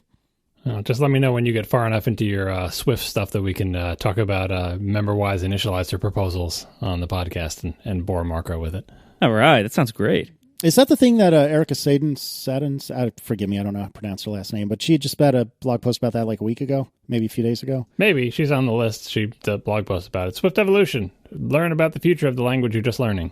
Yeah, exactly. So you can tell what you're learning now will be obsolete in T-minus 3 months when this proposal goes through. This is great, though. As long as Casey keeps learning Swift, I don't have to, really. We can just, we'll just use you, right? I don't think that's how that works. Yeah, I'm pretty sure that's not how it works. Somebody, I think it was Curtis, had said it's about time that you guys got a Swift programmer on the show, which I thought was pretty funny. But anyway, so yeah, we'll see how it goes. But I'm really anxious. A lot of the existing code is, of course, in Objective-C, but all the new stuff is in Swift. And I was looking at the Swift book over the Fun Employment Week, and I was trying to teach myself some of it, and a lot of Swift really does, and it, to be completely fair, this is all academic because I was working in a playground and just reading the book. But a lot of it looks really, really good. And it may be that once I start really developing with it, I will hate everything. But so far, I'm really enjoying it. It's looking really good to me. So am I still in second place for amount of Swift written, if you count the lines of code in my OS 10 reviews? Yes. All right. Just let me know, Marco, when you do more than 10 lines or whatever my line count is for the section where I put code samples with Swift in. Well, I will start learning Swift when desktop Linux takes over. It's always like a year and a half out. Mm-hmm. Mm-hmm. Anyway, so I appreciate you letting me go on about that for a little while. But yeah, and also I it would be remiss of me not to mention that I've gotten so many people tweeting at me in response to the blog post and the announcement, and Marco's blog post as well, or link post. And I really appreciate all of it. I didn't think that many people gave a crap about where I spent my time during the day. And I don't mean that in a nasty way. It's very flattering that people have said that have been so enthusiastic. And so I really, really appreciate it. We just couldn't wait to pull you out of the parking lot. That was really it. Like all like we never talked that much about your work just because it wasn't something you wanted to talk about on the show, and we don't see each other privately that often. But it certainly did seem to me that some of the overhead of being in like a big corporate, not big corporate, but being like in like a big company and doing the consulting work and having to track your time and everything, I can't even imagine the kind of stress that you have to internalize to have things like your traffic light incident of like thinking about how am I going to bill a client for the time I accidentally spent a little bit too much at this traffic light. Like It seems like that is something that certainly working for any company has its stresses. Working for no company has its stresses, even though nobody else sees them except me. But I feel like you're making a move here that, at least by the way it sounds and by what you are describing so far, it sounds like you're moving towards less stress and towards something that is significantly more aligned with what you want to be doing and where you want to take your skills and with things like iOS and moving towards client-side stuff, moving towards Swift. So it sounds like for what you want today, this is a way better fit for you. And so I'm really happy for you. I am so happy to hear this. And I think anyone who's been following your work for, the last couple years or whatever, anyone who's been following your work recently has probably noticed the same things. That like what you were doing was not very well aligned with what you wanted to be doing anymore. And now this new job sounds like it is. Yeah, I couldn't agree more, and I appreciate it. I'm really looking forward to it. And the funny thing about all of this is that I've been able and lucky enough to go to WWDC in 2011, 12, 13, 14, and 15. And every single time I've felt almost like guilty that I've taken a ticket from like a quote unquote real iOS developer because, there was certainly a potential every single year that I could be doing an iOS project in the following year. But nevertheless, I hadn't done very many of them. And let's be honest, like we've talked about it more than a couple times on the show, fast text was never that popular. Well, here it is. Now that I'm an honest to goodness iOS developer, guaranteed I will not get a ticket this year. So I've ruined everything. But that's okay. Why don't you tell us about something that's awesome? Speaking of making corporate things better, we are sponsored this week by Igloo. Igloo is the corporate intranet that you will actually like. Now, if you ever worked in a corporate environment with parking lots, you know how painful intranets usually are. The content is so often stale, the interface is really ugly, you can't access it on your phone or get any meaningful work done outside the office. Igloo is a modern intranet designed by human beings for other human beings that you will actually like. It's an easy-to-use collaboration tool that can help you do your best work. You can share files and updates with your team, coordinate calendars, manage department projects, and more. Whether you're a large enterprise stuck using SharePoint, I'm so glad I've never seen SharePoint. I don't even know what it is. I just know it's Microsoft and everyone hates it. Trigger warning, trigger warning, trigger warning. Oh my God. Please stop. Does the new job use SharePoint? No. Thank God. Or if they do, I haven't seen it, and I want to keep it that way. Good. Because nobody likes SharePoint. If you're stuck with that, or if you're a fast-growing business overwhelmed by file sharing and calendar apps, you can create a corporate intranet that matches your brand's look and feel, simplifies how you work, and is accessible on any device, mobile, laptop, desktop, anything. All today at igloosoftware.com. So go to igloosoftware.com/ATP. What is not to like here? Check it out today, igloosoftware.com/ATP, the intranet that you will actually like. Start a free trial today to check it out. And if you're under 10 people, you can even use it for free forever. So that's pretty cool. Check out Igloo Software today, igloosoftware.com/ATP. Thanks a lot. All right. So just to keep this the all Casey all the time show, I wanted to tell you about my last day at my last job. And this sounds like it's going to be boring, but bear with me here. I decided, because I wanted to be a model employee, and I don't need to hear emails about why this maybe was a bad idea. I'm sticking with it being a good idea. I decided to be a model employee and try to remove all of my stuff off my work computer for the last job. All my stuff off of it, just reload OS X, leave it in a position where, it starts up, and the first thing it's going to do is finish the installation. So I did that over the weekend, right before this past Monday. So when I went in Monday, I effectively had no computer. I mean, I physically had one, but it was ready to get set up anew. I had taken a Mr. Clean Magic Eraser and cleaned the exterior of it.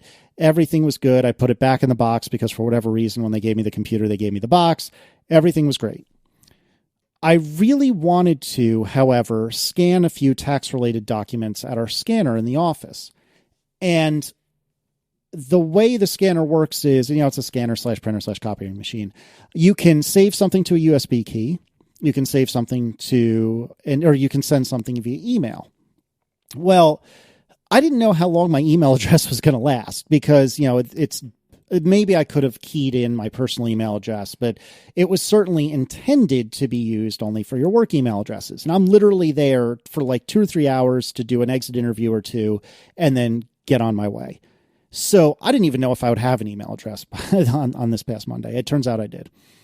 But I brought my iPad mini with me. And what I wanted to do was I wanted to scan these documents and confirm that they scanned properly and save them to Dropbox if at all possible. So how do you do that? Well, I brought a USB key, but the problem with that is I have no way to confirm whether or not it works. We don't have any public terminals sitting around in the office. And sure, I could have asked somebody awkwardly, hey, do you mind if I use your computer to see if my scanned W-2 looks right? P.S. Don't look over my shoulder, please, because it shows you exactly how much I made last year, and that's a little awkward. So I needed to do everything via my iPad. And what I ended up doing was I had sent the scans to my work email, which was still working, sat down on my iPad, looked at these scans, and then put them in Dropbox. That sounds like it was a pretty easy thing to do, but man, did it take forever compared to using a Mac. I had to go to Mail.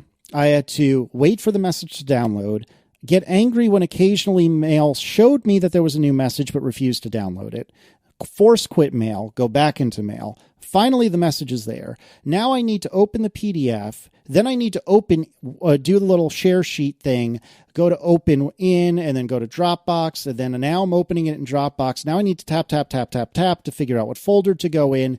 And I need to rename the file, by the way. And then I can finally save it. Sometimes there was a share button. Sometimes there wasn't, and I needed to tap and hold. What a freaking nightmare. It took forever to do something that on a Mac would have taken 4.5 seconds. So it was both a wonderful experience in that I was able to accomplish this at all on the iPad, which I think even not long ago, I wouldn't have been able to, or it would have been even more taps to make this work. But all I wanted in the world was to have a Mac in front of me so I could make this go so much faster. Additionally, I needed to fill out another tax form, which included a signature. On OS X, you can sign using your finger on the trackpad in preview, or you can sign a piece of paper, hold it up to the camera that's on your Mac, and it will, quote unquote, scan, really take a picture of your signature, and filter out all the background noise, if you will, and let you put your signature on PDFs. Easy peasy. Simple to do. With the stuff that comes on iOS, I couldn't do that. I am sure there are 300 different apps, like, for example, PDF Pen, that would have let me do that. But I didn't have anything out of the box to do it, and that's frustrating. And I don't want to have to search through the App Store, which, as we discussed earlier, is a dumpster fire full of options to figure out the one that I wanted. Additionally, similarly, some of the PDFs that I scanned, I really wanted to rotate. On preview, that's Command R. Easy peasy. How do you do that on an iPad without a third-party app? What I'm coming around to and bringing all this up is I really enjoyed the fact that I could sit on one of the couches at work at the old job where we had some couches, and actually there's some at the new job as well. I really enjoyed being able to sit on the couches at work and use a computing device that wasn't a laptop, but all I wanted in the world was to have a damn laptop. And I understand why Mike and Federico and CGP Grey and Jason Snell and others might enjoy that, because it was kind of cool being able to put puzzle pieces together to get most of this stuff done. But maybe I'm just old. I don't know why, but it just felt awful to have to jump through so many damn hoops to get what are comparatively super simple operations done on the iPad. And I don't know if you guys have any thoughts about this. If many, yeah, well, and I didn't know if we're beating this horse to death, but I don't get why this would be fun for people. I just don't see why it would be fun. I think I understand why it felt bad. Like, one reason. I mean, you kind of touched on it. Why might it feel bad to have this experience, and why was it so difficult? Part of it has to be just simply a gap in knowledge. That, for example, Viticci could tell you exactly how you should be doing the thing that you're doing because he has experience. You know how to do it on the Mac because you've done it before on the Mac. Like, you know which programs, how to get things between them. And the comparison I always think is like so many things that seem effortless to me in my Mac are not effortless to other people with less experience with Macs. That we don't even think about these tools we have at our disposal, and you always know, drag from this application to that one, but that one you can't drag directly into there. You can drag it onto the app icon for this application, but this other one you got to go to the desktop intermediary, and who knows that you could drag anything out of there. And how do you know that sometimes you got to hold down before the drag is active and you can't just start dragging as soon as you click the mouse button? Like, these are things we internalize, details that are just Byzantine and don't really make any sense and aren't consistent, and we don't have to go to the App Store and look for the applications we want because we already have them installed and we already know, all that, like, that we know what to do on the Mac. And so you go to someplace where you don't know what to do and you feel less competent. It feels like, I know I could do this in 2 seconds in realm X where I am an expert. And now I'm in realm Y, and it's frustrating to feel like a novice. And that, I think, explains a large part of the dissatisfaction. And the fact that you could do it at all probably means that there's like 900 better ways to do it that you just don't know yet because you don't have the apps installed. But on the other side of this is what we've talked about a lot, is that in the end, some things still just are easier to do on the Mac, no matter what arrangement of things, because sometimes some of the things that Viticci might explain about his crazy world of living and, on the iPad only, you think about it and you're like, all right, well, that's impressive that you could do it at all, but really it's a Rube Goldberg machine, and this can't be the true path forward. Like, really, this is just like, you're doing this to suffice for now. But I have to believe that maybe some of the things that you were doing actually would be just as easy, if not easier, on the iPad if you just knew how to do them. Yeah, you very well could be right. I guess the thing that frustrated me was that out of the box on OS X, all the puzzle pieces I need are there and are arranged pretty closely together. So you just kind of have to, shove them a little bit nearer to each other and they all fit. And I think you made a great point that a lot of that comes from experience. Whereas out of the box on iOS, those puzzle pieces may exist, and hell, they may even fit together more nicely than they do on OS X, although I'm skeptical. But the problem is you have to seek them out. And I personally don't have that patience that Mike and Federico and so many others do. Now, Marco, what were you going to say about all this? I was actually going to say something very similar to what John said, which is, like, in the iPad's defense, you were not familiar with it. You are an expert on the Mac. You are not an expert in doing this kind of thing on the iPad. And so, yeah, there are ways to do these kinds of things that, yeah, you just didn't know. It'd be similar like if you tried to use Linux, and Linux might have tons of tools to do these things, and you just don't know about them, things like that. So something to think about with iOS stuff and with people who are going to do like most of their work on iOS or all their work on iOS.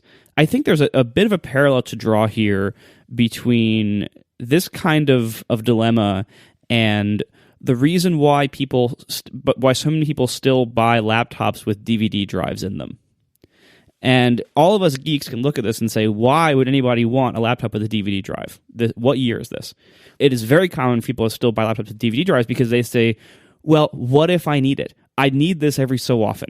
It's very similar to how people justify buying SUVs a lot of times. Or pickups. Yeah, a lot of times people who buy SUVs they choose them over a different kind of vehicle that they might be happier and more comfortable driving more of the time, or that might work better for them in other ways, might be easier to park or more efficient or whatever.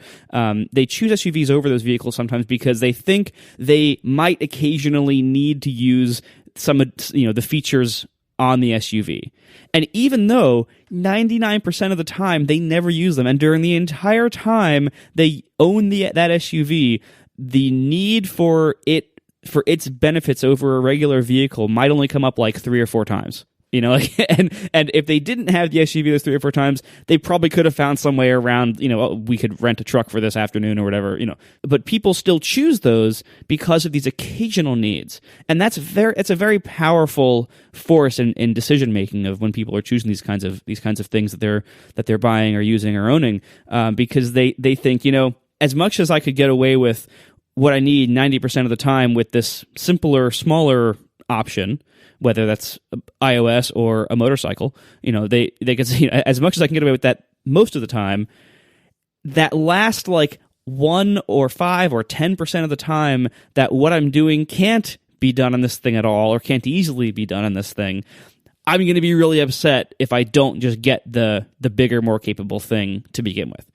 And sometimes that actually isn't a rational decision. Sometimes, they could have been fine with the smaller thing, and the bigger thing, they're actually less happy with it overall. But it's very hard to persuade people of that up front. And a lot of times, like the times where the smaller tool isn't sufficient, they stick out in the person's mind, and that affects their decision making forever. Like, there have been so many times in my past travels during which I've owned a MacBook Air or a 13-inch MacBook of some kind, and I have regretted not having the 15-inch. Now I have a 15-inch, and I'm looking at it, I'm like, I hardly ever need this to be this big. I really hardly ever, but it does occasionally happen. And so I'm tempted to go smaller for my next one, but it's in the back of my mind, like, yeah, but man, I do really like it sometimes.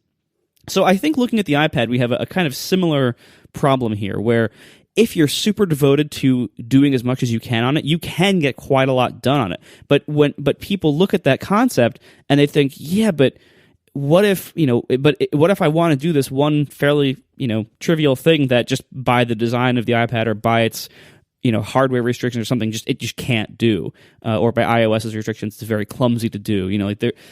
And you only need one of those things for the idea of an iPad being your primary work machine to be dismissed in your mind or to seem impossible.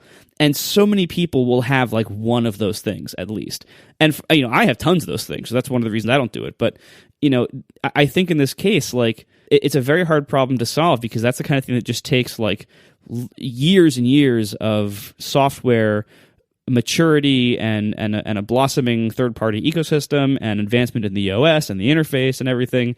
And right now, if you are accustomed to the Mac, it's really easy to just get a bunch of stuff done. And honestly, the Mac has taken a beating in enthusiast communities recently, because it seems like everybody wants to flee from the Mac. And it seems like whenever the iPad or iPhones get better, we hear from people who are just like seemingly like can't wait to drop their Mac, like it's like on fire, like, oh my god, I'm rushing through these other things because I just hated my Mac so much. Thank God I can run to the iPad. And I don't feel that at all. I love the Mac. I think the Mac is great, and my only concern is when Apple messes with the Mac in ways that I don't agree with or that I think make it worse. But even those are few and far between, relatively speaking, and the Mac is awesome. And to me, the Mac is my work machine and my main machine, and I am not looking to constantly flee the things I'm using if they're working fine. But I totally get the driving force that makes people think that way. But I do think when somebody like you goes to try the iPad as like a work device, even for this one task you tried to do on it, when you run into one of those walls of things it can't do, it just seems like, oh my god, this thing is worthless. Why would anybody ever do this? And there's basically, to summarize this very long rant, there's reasons on both sides, and it depends. Just like everything else that can always be summarized that way.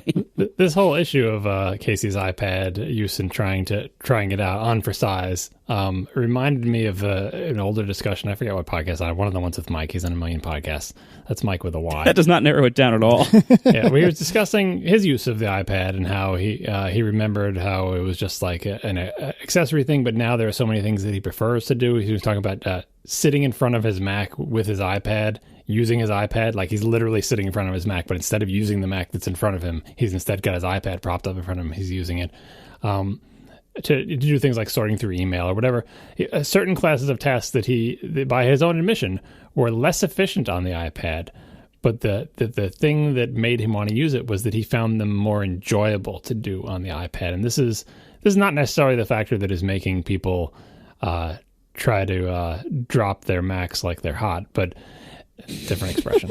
But it is like the idea that certain things, and I've experienced this too, I think we all have with the iPad, maybe even Marco once in a while, certain things feel more comfortable to do on the iPad, not even ergonomically speaking, but just like mentally, like somehow that our brain goes into a different state, or maybe we're sitting in a different chair. I mean, with Mike's example, he was actually literally sitting in the same chair that he was in front of, but he also talked about doing it in bed or whatever, or just, I don't know, like just that it feels different to sort of like that your body relaxes and then you're just kind of like swiping things around on the screen to, you know, flick this message over there, scroll down over there, look at that. I find that a lot of browsing stuff, like if I want to read through Twitter, like if I'm behind and I want to catch up on Twitter or something, I find it much more comfortable to catch up on Twitter on an iOS device than on my Mac, even though I know that it's more efficient to do on my Mac because I can open a link in a web browser faster because my Mac is so much more powerful and bigger than when I click on the link. Browser window opens, there it is, it's very fast, I don't have to switch apps, you know, like I know intellectually that if you were to put a stopwatch on it or make any kind of objective measure of efficiency, you would find that doing that task on the Mac is better, but it feels better to do it on an iOS device. And someone in the chat room said the lean back experience. Maybe that's part of it, like that it's more relaxing. Maybe it's just the context switch that we all spend so much time, or at least I do, sitting in front of a computer all day, that, you know, sitting down on a couch also in front of a computer, but the computer is really flat and you touch it somehow, that like it's a mode switch and it feels more relaxing. But I think that's part of this, and it factors into Casey's discussion of feeling like this is just, you know, what he was feeling was the other side, the inefficiency, that like, oh, I know how to do this in this other realm, and I have to do it on here, and it's like a puzzle for me to solve, and it's annoying, and it's the worst kind of inefficiency because you know you'd already be done by now if you just did it on the Mac, right? Yep. But the flip side of that is when you acknowledge the inefficiency, and then it just feels better. And I'm not, like I said, I'm not entirely sure what all the different sources of that feeling are. I know a few of them, but I think it's an interesting phenomenon. And I think everyone who's used an iOS device has felt that to some degree, even if you're just feeling it on your phone. Like I think that's a better example for Marco, who doesn't really use iPads that much. Some things just feel better to do on your phone. I think Gruber's talked about how his preferred device for reading Twitter is his phone, because that just feels like the natural place to do a particular activity. And it's got to be less efficient. Like, you can fit fewer things on the screen. If you want to tap a link, it's much more of a pain and you got to go back and all this other stuff, but it just feels better. Yeah, you know, to provide a counterpoint to my earlier lamentations, when I was on my way back from the Arments, actually, at the beginning of the year when we all congregated at Marco's house, I was sitting in the back of Aaron's car with Declan, trying to keep him occupied and happy and whatnot. And when he wasn't actively in need of, you know, entertainment or whatever, I was sitting back there with the same iPad mini. And I was watching us. I was using iPad multitasking, and I had typically Waze in like a third of the screen on the right-hand side in the little multitasking area. And then the main window was either Slack or Twitter, or occasionally if we were in a stretch, like say the Jersey Turnpike, where we didn't really need to worry about, you know, directions or anything, I would have Twitter as 2/3 of the screen and Slack as a third of the screen, or maybe even half and half. And I have never taken a car trip that felt easier because I was entertained the entire way. And granted, you know, I'm talking to Aaron and stuff, and I'm helping Aaron and whatnot, or helping Declan and whatnot. But when I was just sitting there kind of doing my thing, I could not have enjoyed using the iPad more in that moment, because all the things that used to suck about using an iPad, just constantly double pressing the home button or using the multitasking gestures to go back and forth, back and forth, back and forth, back and forth. All of that went away when I could even use just 2 apps simultaneously. So in that case, it was magnificent being able to use the iPad. And I think using a laptop would have been considerably worse in the backseat of a car as you're hurtling down the road, because for among many other reasons, a laptop doesn't have a cellular connection. Yes, I could have tethered to my phone, but still, it it would have been a lot more uncomfortable. And so there are definitely times and places, and I'm not trying to say that there's consumption versus creation. I'm not trying to get into that argument. It just so happened that it worked really well in this case for the sorts of things you would want to do in the back of a car. Our final sponsor this week is MailRoute. Go to mailroute.net/ATP for the best spam and virus email filtering I have ever seen. Now, IT departments are expected to do more in 2016, but of course, as always, with less money. This includes the really important stuff like stopping spam and virus attacks from your email. Now, there's been a lot of end-of-life announcements for trusted hardware and software options in this area. First, Postini went away, now MX Logic. Who can you trust to do the job well and stick around? Try MailRoute. MailRoute will protect your email and your hardware against spam, viruses, and other attacks. There's no hardware or software to install. If you own your domain, that's all you need to use MailRoute, because MailRoute is a cloud service that filters spam and viruses out of your email, all the mail coming to your domain. Their team has focused exclusively on email protection since 1997. Their interface is easy to use and loaded with admin tools, including a full API, and it's all designed to make your life spam-free. Whether you are an individual domain owner, like me, I use MailRoute, and I like it a lot. Whether you're an individual domain owner who just has an email address and you want to filter all the spam from it, it works great for that. Or if you are an admin for a whole company and you want to filter spam and viruses from your entire company's domain, it has everything you need to administer users, configure everything, permissions, all the stuff that you have to do as an email admin for a company that size, all the way down to just being one person like me. It serves everyone like that equally well. Right now, MailRoute is offering price matching for McAfee and MX Logic customers, so check it out today. Stop spam now with a free 30-day trial of MailRoute at mailroute.net/ATP. You can also email sales@mailroute.net. Now, listeners to this show, by going to that link, mailroute.net/ATP, you can get 10% off for the lifetime of your entire account. So every time they charge you money, every time your account renews, it's 10% off. Not just the first time. That's an incredibly good deal.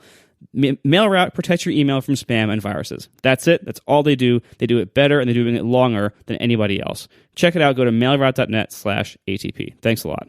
I reconfigured my email recently and accidentally had got MailRoute misconfigured for my hypercritical domain, and I could not get it turned back on fast enough. Like, oh, this is what it's like. Because you don't even see all the crap that comes to it, because I don't really use that email address, but it is publicly visible, and so like the web scrapers have long since found it. Boy, what a nightmare. So I've talked way too much this episode. People love you, man. This is great. Yeah. People are all mad at me and John for being negative about Apple last week, so we needed you to rescue us this week and get all the listeners back. That's it. John, you played any good games lately? There's one game that I wanted to talk about, not review, because maybe we'll talk about it on like some other podcast where we spoil the game and everything, but I just wanted to encourage people to take a look at the game, because I have played it and I enjoyed it, and I don't want to spoil it for you, but I do want to explain to you why you might want to play this game. The game is Firewatch. It's by Campo Santo. I don't know how to pronounce the name of that. I've never actually said it out loud until now. That seems like a reasonable guess.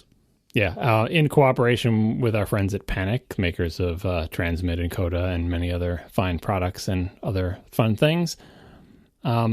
And they started development in this game. This is a weird thing for Panic to even be involved in at all, because they are a Mac and iOS software company, not a game maker, but there are a lot of gamers on the staff there, and this is something I wanted to try. And so they helped to get this project underway, and it's a bunch of game veterans actually making the game, so this is not a bunch of newbies making this thing. It's my type of game. If you heard me talk about games on other podcasts, I like artsy-fartsy games, which is a way of saying, like, not games that are not the equivalent of Hollywood blockbuster movies that are just, like, filled with space marines and huge budgets and millions of people buy them. This is more like independent art house movies that have a limited appeal, but the people who like them really love them. I love games like that. This is one of those games. And the reason I want to encourage people to do this is back to something I talked about in Hypercritical, and I always dwell on the skill barrier to enjoyment of video games. I really enjoy video games. I like other people to enjoy them, but I know there's some inherent amount of experience with video games that you need to have before you can enjoy one. Much more so than other media like movies, where maybe you need to have some knowledge of like the history of film, but in general, a really good movie can be enjoyed by anybody who sort of lives in the same society as you at the very least. But video games, there rarely are a lot of skills that need to be acquired before you don't have to think about those skills and can instead enjoy the game for what it is. So Firewatch is one of those games that requires very little of you in terms of knowledge of how video games work, skill with a controller, whatever. There's not a lot of complicated mechanics. There's not a lot of rules or systems. It doesn't demand lightning fast reflexes or anything like that. It does require you to know how to orient yourself in 3D space and sort of a first-person type thing, but it is very slow and you won't be, for the most part, rushed. There is some limited amount of being able to use either a controller or a mouse and a keyboard required of you. Like, it's not, it's a game. You do have to play it, but it is very gentle, and I think it's an interesting game that it gives me an opportunity to recommend it to people who I wouldn't recommend, say, Destiny or some other game that I like that I just know is not going to be appealing to people who aren't into video games because it's just so complicated and so in-depth. So, in my ongoing effort to get more people to like video games, I would encourage everybody who either has a PlayStation 4 or a Mac or a PC to check out this game. It does require a somewhat substantial Mac or PC. I forget what the actual requirements are, but some people have said on Twitter that it helps if you have a discrete GPU on the Mac. I don't know if that's a hard and fast requirement. I played it on the PlayStation 4. It's nice to have a PlayStation 4, but you're like, look, if it runs on the PlayStation 4, I have one of those. I'm fine. I think it runs better on a beefy gaming PC or a Mac with a big video card, but from all the people responding on Twitter, like, you learn nobody has a Mac with a good video card anymore. They all have the, integrated graphics. People don't even have the discrete graphics in their, in the laptops, because who gets discrete graphics? But anyway, check your requirements before you buy. It's available on Steam. They do have a better refund policy than the App Store, so you might be in luck there. It's fairly inexpensive. It's like $20 or something. It's not a long game, which you might think, I'm not getting value for my money. But I think that is a good aspect of a game like this. The reason I'm recommending it is you don't have to sink like 100 hours into this thing. You can be finished with the game in between 3 and 4 hours. My first run through the game was like 3.5 hours. You could take much longer if you go slower or whatever, but the point is you're not investing your whole life in this game. It's more like watching a really long movie or maybe 2 really long movies.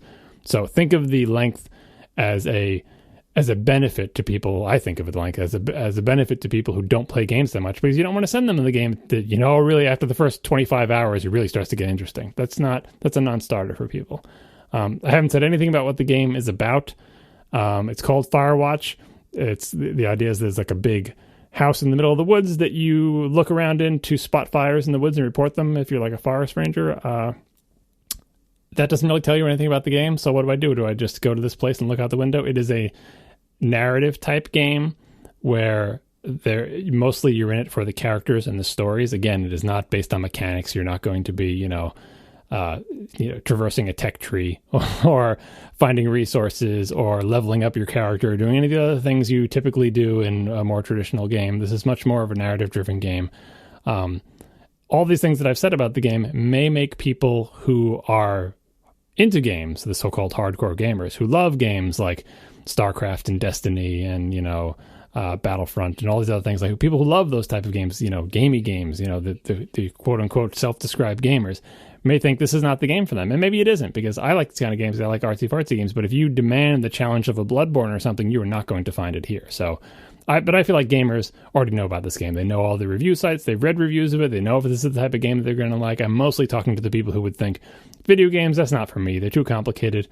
Consider giving this a try. It could be, like I said, people on Twitter have been asking, I always ask them, have you played a first-person game before? Do you have any sort of like medium-level competence of like, I know which direction I'm pointed in a 3D world and I can walk around and look at things? That's really all that's required of you, and some minor button pressing. If you pass that hurdle, give it a try. And Marco and Casey should definitely play it because it's short and they never play any games and they can both play it just fine. Whether they'll enjoy it or not, who knows? Because I don't think either one of them likes artsy-fartsy movies as far as that goes. But for everyone else, check it out. It's really cool. At minimum, the game looks beautiful. Even if you just launch it and look at the title screen and go, damn, those guys are good at what they do. Now, serious question. Can Can we pull a Merlin on this and do it in half and half, or do you really need to dedicate like 3 or 4 hours to it? I don't think you need to do it in one sitting. I did it in one sitting accidentally. Like I was saving this for the weekend because I've had the game for a little while. It's been out for a little while, and I was like, oh, I don't want to rush it on a work night or be up late or whatever. I'll just save it for the weekend. But last night, my wife wanted to do something else instead of watch a TV show with me. She wanted to watch one of the shows that she watches. I'm like, oh, I'll find something to do myself. I said, I've got Firewatch, and people are talking about it on the internet. Maybe I should I'll just start it. Maybe I'll just launch it, see what it's like or whatever. And then I started playing it, and of course I couldn't stop. And, I just ran through the whole game in one sitting. You do not need to play this entire game in one sitting, but I would encourage you to play the game in a small number of sittings. Don't play for 5 minutes and then leave it the next day, and 5 minutes and leave it for the next day. Like, because it is a narrative and because it is all about mood and character, you need to have some amount of through line. Like, you wouldn't watch, say you're watching like a 4-hour movie, you wouldn't watch it in 5-minute increments. But if you want to do it in 2 sittings, that's probably okay. Actually, that's really not okay because I have different rules for movies. But this game, I'm going to say, if you want to do it in multiple sittings, that's fine. If you do it all in one, it's great. And I think it's even more powerful that way. But asking someone to sit in front of their TV for 3 to 4 hours is asking probably a bit too much of someone who's not into games. Oh, fair enough. No, I'd like to try it. I wanted to try it even before you were talking about it, but we'll see when I have the time. Knowing me, it'll be, I don't know, a year and a half from now, something like that. So yeah, as long as you don't read any spoilers for it, you'll be fine. That's also part of the reason I was afraid I was going to get spoiled. I'm like, I better get going on this sooner rather than later. Yeah. Hopefully I'll find the time to try it soon. All right. Thanks a lot to our 3 sponsors this week: Squarespace, Igloo, and MailRoute. And we will see you next week. Now the show is over. They didn't even mean to begin, 'cause it was accidental. Oh, it was accidental. John didn't do any research. Marco and Casey wouldn't let him, 'cause it was accidental. Oh, it was accidental. And you can find the show notes at atp.fm. And if you're into Twitter, you can follow them at CASEYLISS. So that's Casey Liss, MARCOARMENT, Marco Arment, SIRAC, USA Syracuse. It's accidental. They didn't mean to. Accidental. Tech podcast so long. So here's a question. So I am interested in playing Firewatch. I have this iMac. I also have a PS4. I generally prefer using a computer for first-person games, but I don't want to install Steam. Why not? Steam is fine. Steam is least of your concerns. Steam is nice, actually. Like, I mean, this is a lot of Mac users' first experience with Steam, and it looks atrocious, and it's filled with, like, I always wonder how companies don't get sued for this. Like, you remember the old gumball window widgets, the red, yellow, and green? When they used to look like glowy spheres. Well, so Steam is not a native Mac application. I don't know what it's made out of, but they basically took Steam and dressed it up in the skin of a Mac application, and with their own graphics. So they basically copied and pasted the old glowy balls from like 10.6 or whatever, and put them in the corner of their windows, and then just left them there. And as the OS has evolved, 10.7, 10.8, 10.9, 10.10, the little glowy balls are still up there, and you realize that really isn't, like, nothing on the screen is a native control, is it? And it's like, nope, it is a wolf in sheep's clothing. So it looks weird. It doesn't look anything like a Mac app or whatever, but here's what I like about Steam. It also doesn't work, and it installs all the startup items everywhere. It's like... No startup item. Well, yeah, it does want to run on launch, but you can turn that off. Yeah, it constantly runs. It puts itself everywhere, and it's a terrible app, and it's like, ugh. Well, here's what's good about Steam. It lets you download games and play them, which sounds like, so what? So what? But in the days before Steam, when you had to download some kind of installer to your Windows PC and get the installer to run on the same PC that other games are also installed on, and they would fight each other, and you'd have to fight over graphics card settings. There's a reason Steam is so popular, because it took the terrible world of gaming on the PC, not necessarily the Mac, because there was very little gaming there at all, gaming on the PC, and made it way less terrible. Is it still not as good as it should be? Maybe, but I love Steam, and I even love Steam on the Mac, even though it has a weird updater, even though it wants to launch on login items. Like, it does silly things. You can stop it from doing them. It doesn't come with malware. It has better for the most part, it has better, again, refund policy and sales and trials and all the other things that you can do and early access and stuff better than the App Store. Not that that's a high bar, but better than the App Store for buying games. Probably better than the App Store for selling games as well. The Cable was tweeting today how exciting it was that on the day they launched Firewatch and Steam, they had already issued 2 bug fix updates. Because on Steam, once your game is accepted to the Steam store, you do updates without any interference at all. You post them and they go up immediately. Yeah, I wouldn't mind Apple taking some of their inspiration for the App Store from Steam. If they want to know where things should be improved, don't look at the app. Well, the App Store apps are garbage, but don't look at the Steam app, because the Steam app to me, the Steam app feels like, how do I put this gently?